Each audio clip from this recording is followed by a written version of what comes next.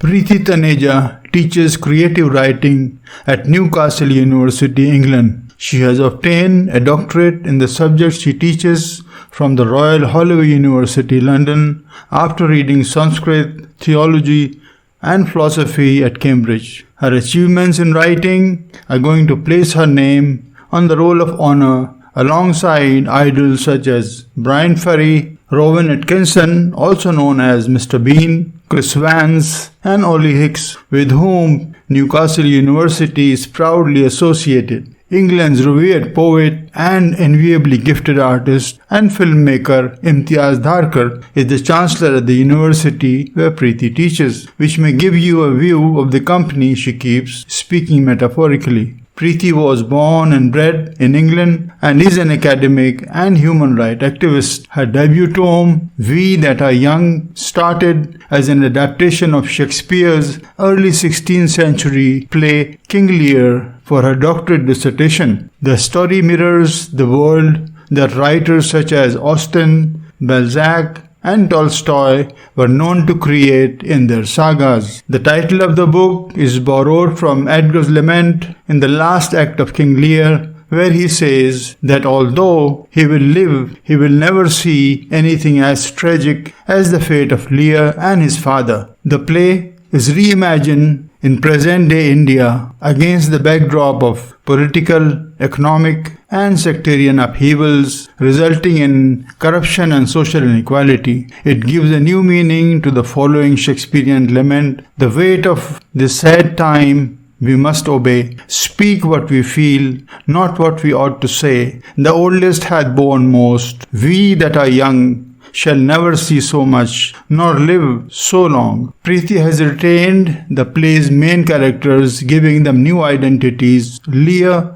Gloucester and Kent as Bapuji, Ranjit and Karthik, Edgar and Edmund as Jeet and Jeevan, Cordelia, Goneril and Regan as Sita, Gargi and Radha. The story, narrated in 6 non-linear chapters, I see Shakespeare raising an eyebrow in his grave, has Bapuji, a scion of a lost kingdom in Kashmir, who sits atop a multi-million business empire erected from ill-gotten money. He is putting his 3 daughters to test by giving up his riches in favor of them. When Sita, the youngest, who loves him the most, disappears following a disagreement about the man her father has chosen for her to marry, Karthik is ousted for siding with Sita, and Jeet goes into hiding to escape the exposure for being a closeted gay. The plot thickens when the remainder older sisters, whom the father loves the most, create a crisis to kick the story forward. The 4th chapter of the book is inspired by Act 3 of King Lear, where you experience that Taneja holds promise to mature into a writer of greater strength in interpreting the story's poignant turmoil,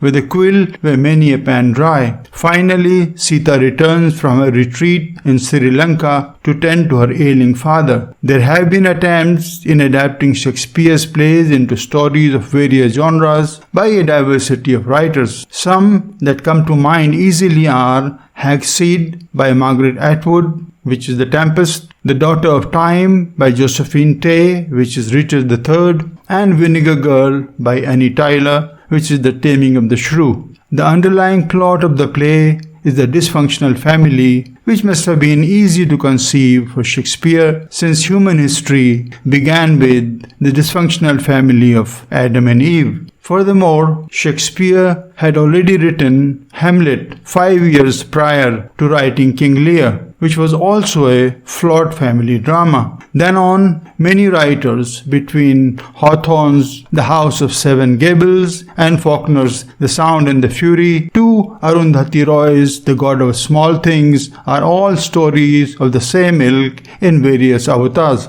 Indian origin writers in English have a surprisingly large Caucasian readership. Therefore, annotations for indigenous parlance must be provided in the footnotes or the glossary. Taneja must have realized that T.T. Willis, the Peyton Damon of printers, has indulged in minor mischief in proofreading her book text. And finally, here's the reaction of some readers with overactive sweat glands. And it goes like this. Graphic illustrations of intimate scenes in a novel are fine until they show up as sweat on reader's brow. Don't fret, Preti. These are the same guys who were found putting a fig leaf on Michelangelo's expression in the Middle Ages. Satyadev Dubey and Girish Karnad wrote certain events of Mahabharata into a play titled Kalyug, which was produced into a movie by Shashi Kapoor. James Cameron loved the idea of extracting a make-believe story from a true event,